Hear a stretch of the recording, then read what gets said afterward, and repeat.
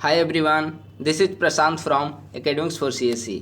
Friends, आज के इस वीडियो में मैं आप लोगों के साथ मेडिएवल हिस्ट्री से संबंधित एनसीईआरटी आधारित कुछ प्रश्न को डिस्कस करूंगा। आज का जो हमारा ऑब्जेक्टिव टॉपिक डिस्कशन का पॉइंट होगा वह है मुगल साम्राज्य, मराठा साम्राज्य और विजयनगर साम्राज्य। इन तीनों चैप्टर से संबंधित मैं ऑब्जेक्टिव प्रश्न को डिस्कस करूंगा जो किसी भी प्रारंभिक परीक्षा में आपके लिए लाभदायी सिद्ध होगी। आइए शुरू करते हैं। पहला प्रश्न है, विजयनगर साम्राज्य की स्थापना कब की गई? तो विजयनगर साम्राज्य की जो स्थापना है वह 1336 ईस्वी में मोहम्मद बिन तुगलक एमबीटी के शासनकाल में हरिहर एंड बुक्का के द्वारा की गई थी। तो विजयनगर साम्राज्य की स्थापना कब हुई? 1336 ईस्वी में। किस सल्तनत कालीन शासक के समय हुई? मोहम्मद बिन तुगलक। किसके द्वारा की गई? तो हरिहर और बुक्का। तो इसका आंसर हो जाएगा सी। अगला प्रश्न है, अब्दुल रज्जाक नामक तीर्थयात्री किसके शासनकाल में भारत आया था? तो देखिए, अब्दुल रज्जाक जो तीर्थयात्री था वह फारस का रहने वाला था। ठीक है, यह 1442 ईस्वी में भारत की यात्रा पर आया था और जिस समय यह भारत आया था उस समय देवराय द्वितीय का शासनकाल चल रहा था। तो अब्दुल रज्जाक तीर्थयात्री किसके शासनकाल में भारत आया? तो आंसर हो जाएगा 2 का बी। कब आया? तो 1442 ईस्वी में और यह फारस का रहने वाला था। अगला प्रश्न है, तीसरा नंबर प्रश्न, तुलुब वंश का संस्थापक कौन था? तो देखिए, तुलुब वंश जो है वह विजयनगर साम्राज्य के अंतर्गत कुल 4 वंश हुए हैं। ठीक है, 4 वंश में संगम, सुलुब, तुलुब, अराबिडु, ये 4 वंश प्रमुख हैं जिनमें तुलुब वंश एक है। तो तुलुब वंश का जो संस्थापक है वह वीर नरसिंह को माना जाता है, यानी कि 3 का आंसर हो जाएगा डी। अगला प्रश्न, किसके शासनकाल में बहमनी शासक फिरोज बहमनी ने विजयनगर पर आक्रमण किया था? यानी जिस प्रकार से विजयनगर एक प्रांत था जिसका उदय मध्यकाल में हुआ था मोहम्मद बिन तुगलक के समय, उसी दौरान बहमनी राज्य का भी उदय हुआ था। तो बहमनी शासक फिरोज बहमनी ने विजयनगर पर आक्रमण किया था। उस समय विजयनगर का शासक कौन था? तो इसका आंसर हो जाएगा देवराय प्रथम। देवराय प्रथम का जो कार्यकाल रहा है वह 1406 से 1422 ईस्वी तक माना जाता है और इसी के शासनकाल में बहमनी शासक फिरोज बहमनी ने विजयनगर साम्राज्य पर आक्रमण किया था, यानी 4 का आंसर हो जाएगा आपका बी। अगला प्रश्न है, बाबरनामा में विजयनगर के किस शासक का वर्णन है? तो देखिए, यह प्रश्न बहुत ही महत्वपूर्ण है। बाबरनामा जो पुस्तक है, आत्मकथा है, वह बाबर के द्वारा लिखी गई है। ठीक है, और इसमें 2 हिंदू राजा का वर्णन किया गया है। एक हिंदू राजा है मेवाड़ का चर्चा किया गया है राणा सांगा के बारे में, और दूसरा हिंदू राजा वह विजयनगर के बारे में इसमें चर्चा की गई है और मुख्यतः कृष्ण देव राय की इसमें चर्चा की गई है। तो बाबरनामा जो कि बाबर के द्वारा लिखी गई, बाबर की आत्मकथा पर आधारित है। इसमें 2 हिंदू राज्यों का, मेवाड़ और विजयनगर का उल्लेख किया गया है। मेवाड़ से संबंधित शासक है राणा सांगा, वहीं विजयनगर से संबंधित शासक हैं कृष्ण देव राय। तो प्रश्न है कि बाबरनामा में विजयनगर के किस शासक का वर्णन किया गया है? तो दोस्तों इसका आंसर हो जाएगा कृष्ण देव राय, यानी कि 5 का आंसर बी। छठा नंबर प्रश्न है, अकबर का मकबरा कहाँ स्थित है? तो अकबर का मकबरा जो है वह सिकंदरा में स्थित है, यानी कि 6 का आंसर हो जाएगा डी। जो पहला ऑप्शन है काबुल, तो काबुल में बाबर का मकबरा स्थित है। दूसरा ऑप्शन है दिल्ली, दिल्ली में हुमायूं का मकबरा स्थित है। तीसरा ऑप्शन है लाहौर, तो लाहौर में जहांगीर का मकबरा स्थित है। चौथा ऑप्शन है सिकंदरा, और सिकंदरा में अकबर का मकबरा स्थित है, यानी कि 6 का आंसर हो जाएगा आपका डी। अगला नंबर प्रश्न है, किस युद्ध में विजय के पश्चात बाबर ने गाजी की उपाधि धारण की थी? घाघरा का युद्ध, खानवा का युद्ध, पानीपत का प्रथम युद्ध, चंदेरी का युद्ध, कोई नहीं या एक से अधिक। तो बाबर ने गाजी की उपाधि धारण की थी। देखिए, खानवा का युद्ध जो था वह 1527 ईस्वी में बाबर और मेवाड़ के राणा सांगा के बीच खानवा का युद्ध हुआ था। इसी युद्ध में विजय के पश्चात बाबर ने गाजी की उपाधि धारण की थी। तो 6 का आंसर हो जाएगा बी। अगर सभी की चर्चा करें तो घाघरा का युद्ध 1528 ईस्वी में हुआ था बाबर और अफगानों के बीच। खानवा का युद्ध 1527 में बाबर और मेवाड़ राणा सांगा के मध्य, मेवाड़ के शासक राणा सांगा के बीच हुआ था। पानीपत का प्रथम युद्ध 1526 ईस्वी में बाबर और इब्राहिम लोदी के बीच हुई थी। वहीं चंदेरी का युद्ध 1528 ईस्वी में हुई थी और घाघरा का युद्ध 1529 ईस्वी में हुई थी। ठीक है, तो ये 4 ऑप्शन थे, इसमें से आंसर हो जाएगा कि बाबर ने गाजी की उपाधि धारण की, तो खानवा के युद्ध में गाजी की उपाधि धारण की थी। अगला, मोडी लिपि का प्रयोग किसके द्वारा किया जाता था? तो मोडी लिपि एक प्रचलित लिपि थी, लिखने के दौरान प्रलेखों में इसका प्रयोग किया जाता था मोडी लिपि का। तो प्रश्न है कि किसके द्वारा मोडी लिपि का प्रयोग किया गया? तो ऑप्शन के अकॉर्डिंग इसका आंसर हो जाएगा सी, यानी कि मराठों के द्वारा मोडी लिपि का प्रयोग किया जाता था। पत्र व्यवहार में, प्रलेखों में इसका यूज बेसिकली किया जाता था। तो 8 का आंसर हो जाएगा आपका सी, मोडी लिपि मराठों से संबंधित है। 9वां प्रश्न है, औरंगजेब की मृत्यु के समय मराठा शासक कौन था? तो देखिए, सबसे पहले ये जानना है कि औरंगजेब का शासनकाल कब माना जाता है। तो औरंगजेब जो है, औरंगजेब के बाद का जो शासन है, शासक हुए वे परवर्ती मुगल के नाम से जाने जाते हैं। ठीक है, औरंगजेब का शासनकाल जो है 1707 ईस्वी तक रहा। तो औरंगजेब की मृत्यु के समय मराठा शासक कौन था? तो इसका आंसर हो जाएगा आपका डी, यानी कि ताराबाई। अगर इन सभी ऑप्शन की चर्चा करें तो शिवाजी का जो कार्यकाल माना जाता है मराठा के दौरान, इन्होंने 1674 ईस्वी में राजगद्दी संभाली थी। 1674 से 1680 ईस्वी तक शिवाजी शासक राजा रहे। संभाजी 1680 से लेकर 1689 तक संभाजी का शासनकाल रहा।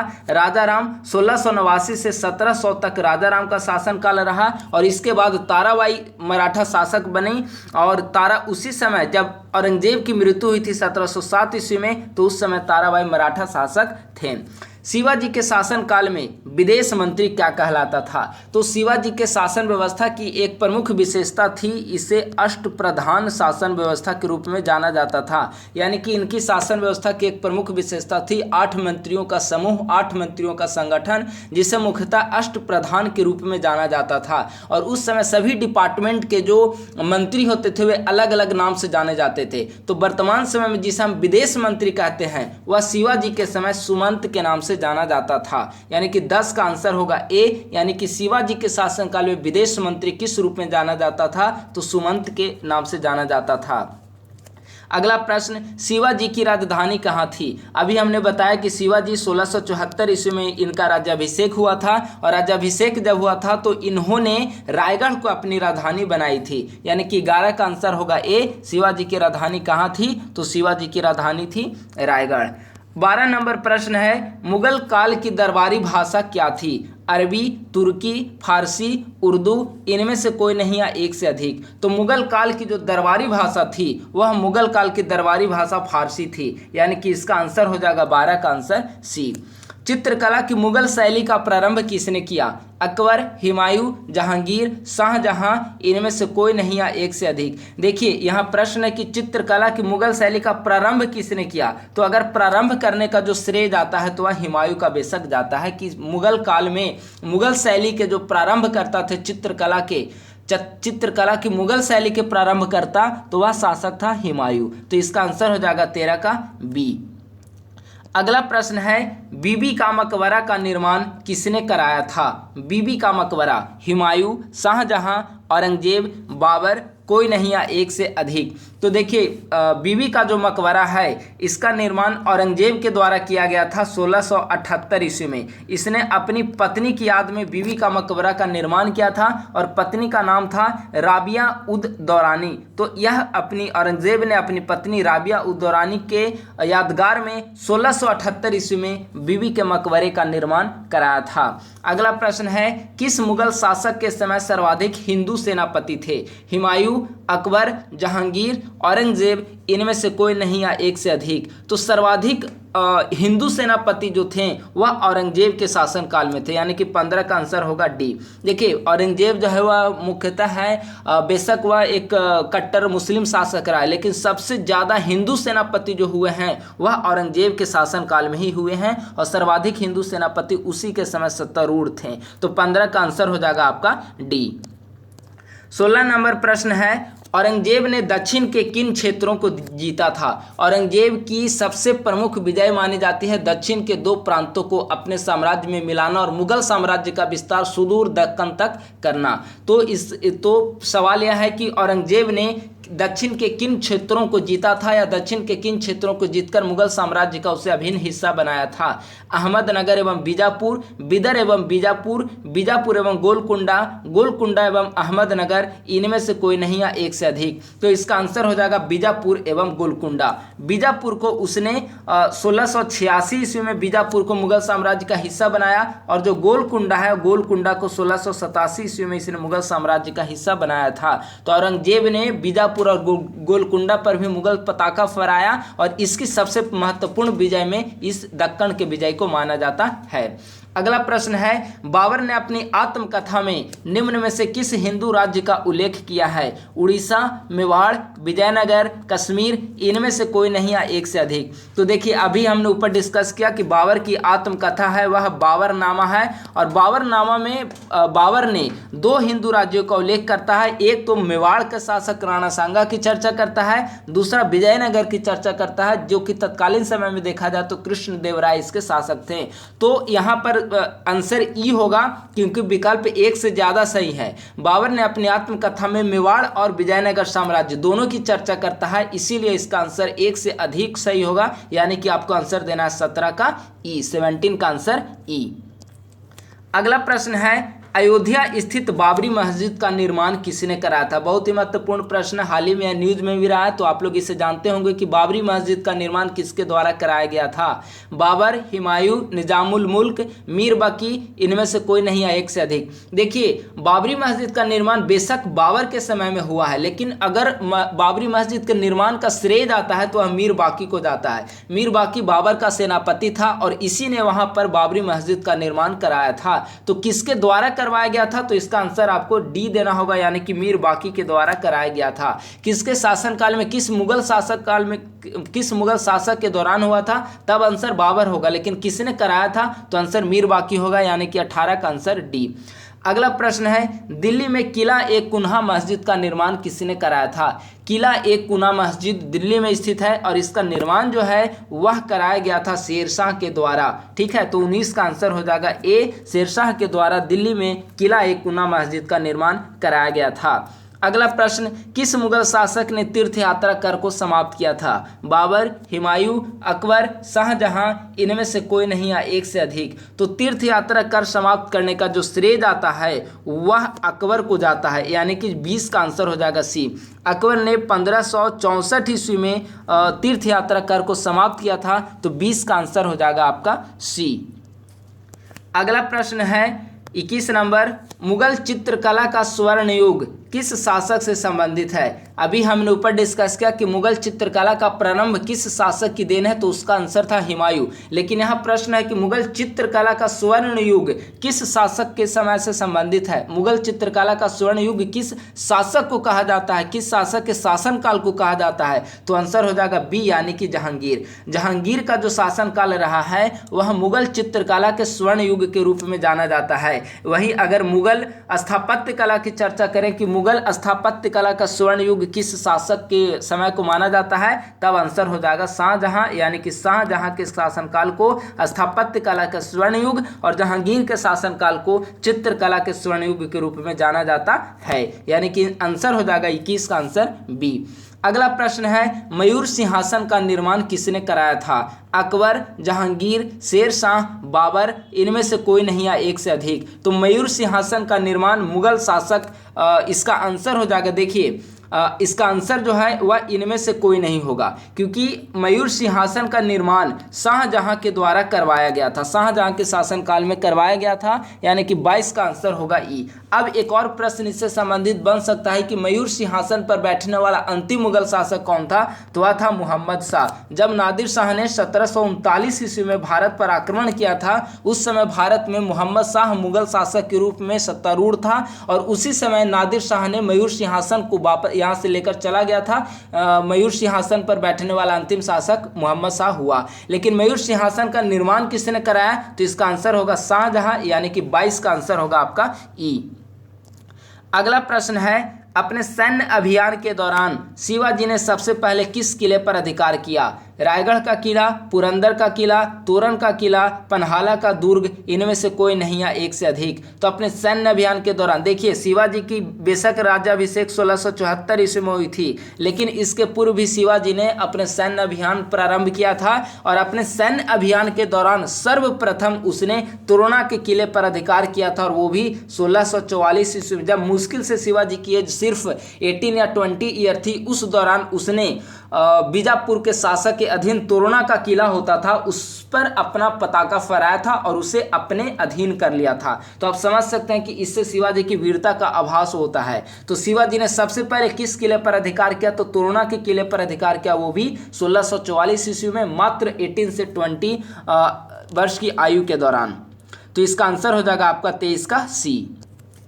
अगला 24 नंबर प्रश्न है, पुरंदर की संधि कब हुई थी? 1656 ईस्वी, 1665 ईस्वी, 1672 ईस्वी, 1676 ईस्वी, इनमें से कोई नहीं या एक से अधिक। तो पुरंदर की संधि कब हुई थी? पुरंदर की संधि 1665 ईस्वी में हुई थी, और एक तरफ तो आपके शिवाजी थे और दूसरी तरफ औरंगजेब का सेनापति जय सिंह था, जय सिंह। तो इसका आंसर हो जाएगा पुरंदर की संधि कब हुई? 1665 ईस्वी में हुई, शिवाजी तथा औरंगजेब के सेनापति जय सिंह, महाराजा जय सिंह के बीच, यानी कि 24 का आंसर हो जाएगा आपका बी, पुरंदर की संधि 1665 ईस्वी में हुई। अगला प्रश्न, आना सिक्के का प्रचलन किस मुगल शासक के समय में हुआ था? आना सिक्का किस मुगल शासक के समय से संबंधित है? अकबर, जहांगीर, शाहजहां, औरंगजेब, इनमें से कोई नहीं या एक से अधिक। तो इसका आंसर हो जाएगा 25 का सी, यानी कि आना सिक्के का जो प्रचलन हुआ वह शाहजहां के समय में हुआ था, इसीलिए इसका आंसर हो जाएगा आपका सी। अगला प्रश्न है, विजयनगर साम्राज्य में भू राजस्व की दर क्या थी? विजयनगर साम्राज्य की जो इनकम की, आय की सबसे बड़ी स्रोत थी वह भू राजस्व थी, यानी कि राजस्व को इकट्ठा करना सब आय का सबसे बड़ा स्रोत था। तो उस समय जो भू राजस्व की दर थी वह उपज का 1/6 भाग भू राजस्व के रूप में लिया जाता था, तो भू राजस्व कर के रूप में लिया जाता था। तो 26 का आंसर हो जाएगा डी, यानी कि उपज का 1/6 भाग भू राजस्व की दर थी विजयनगर साम्राज्य के अंतर्गत। 27 नंबर प्रश्न है, विठल स्वामी मंदिर का निर्माण किसने किया था? इसे भी हजारा मंदिर के नाम से भी जाना जाता है। तो हजारा या विठल स्वामी मंदिर का निर्माण किसने कराया था, किसके शासनकाल में हुआ था? अच्युत राय, देवराय प्रथम, कृष्ण देव राय, हरिहर प्रथम, इनमें से कोई नहीं या एक से अधिक। तो विठल मंदिर या फिर हजारा मंदिर का निर्माण किसने करवाया था? कृष्ण देव राय ने करवाया था, और कृष्ण देव राय विजयनगर साम्राज्य से संबंधित रहा है। यह वही शासक है जिसकी चर्चा बाबर ने अपनी आत्मकथा बाबरनामा में की है। तो 27 का आंसर हो जाएगा आपका सी। अगला प्रश्न है, नादिर शाह का आक्रमण किस शासक के समय में हुआ था? नादिर शाह ने 1739 ईस्वी में भारत पर आक्रमण किया था, और हमने ऊपर अभी डिस्कस किया कि मयूर सिंहासन का निर्माण शाहजहां के समय में, शाहजहां के शासनकाल में हुआ था। और जिस समय नादिर शाह ने भारत पर आक्रमण किया उस समय मुगल शासक के रूप में मोहम्मद शाह सत्तारूढ़ था, और मयूर सिंहासन को यहाँ से नेपोलियन आक्रमण करके अपने कब्जा करके लेकर चला गया था। ऐसा माना जाता है कि नादिर शाह ने अपने आक्रमण के दौरान सिर्फ दिल्ली से 70 करोड़ रुपए की लूटपाट करके अपने साथ वापस ले गया था।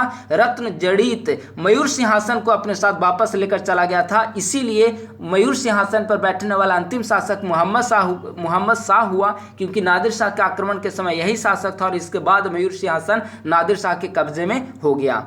29 नंबर प्रश्न है, अंतिम मुगल शासक कौन था? तो अंतिम मुगल शासक के रूप में देखिए, मुगल शासक जो है वह अंतिम मुगल शासक बहादुर शाह द्वितीय को माना जाता है। 1857 ईस्वी का जब विद्रोह होता है तो उस समय शासक, मुगल शासक जो थे वो बहादुर शाह द्वितीय ही थे। तो अंतिम मुगल शासक बहादुर शाह द्वितीय माना जाता है। चूंकि औरंगजेब के बाद का समय परवर्ती मुगल के रूप में जाना जाता है, इसीलिए इन सभी शासकों की जो इम्पोर्टेंस है वो बहुत कम है। लेकिन अंतिम रूप से मुगल शासक जो प्रतीक के रूप में ही बने हुए थे, भले ही उनका जो क्षेत्र था वो काफ़ी ज़्यादा सीमित था, लेकिन अंतिम मुगल शासक के रूप में बहादुर शाह जफर को ही माना जाता है, बहादुर शाह द्वितीय को माना जाता है। तो इसका 29 का आंसर हो जाएगा आपका सी।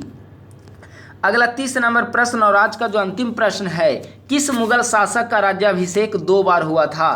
बाबर, अकबर, औरंगजेब, हुमायूं, इनमें से कोई नहीं या एक से अधिक। किस मुगल शासक का राज्याभिषेक 2 बार हुआ? तो इसका आंसर हो जाएगा सी, यानी कि औरंगजेब। औरंगजेब का राज्याभिषेक 2 बार होता है। एक जगह तो इसने दिल्ली पर इसका राज्याभिषेक होता है, लेकिन दिल्ली से पूर्व आगरा में इसका राज्याभिषेक किया जाता है। तो 30 का आंसर हो जाएगा सी, यानी कि औरंगजेब ऐसा मुगल कालीन शासक रहा है जिसका राज्याभिषेक 2 बार हुआ था। पहले आगरा में राज्याभिषेक हुआ, उसके बाद उसका राज्याभिषेक दिल्ली में किया गया। तो इस प्रकार से आज मेडिएवल हिस्ट्री के 3 टॉपिक से संबंधित कुछ महत्वपूर्ण topics NCERT related important question को हमने डिस्कस किया है। मुझे उम्मीद है कि ये सारे क्वेश्चंस आपको किसी भी प्रतियोगिता परीक्षा में शामिल होने में आपके लिए मददगार साबित होगी। आप इसे हल करें। मुझे उम्मीद है कि हमारी ये वीडियो आपको पसंद आएगी। थैंक यू सो मच, धन्यवाद।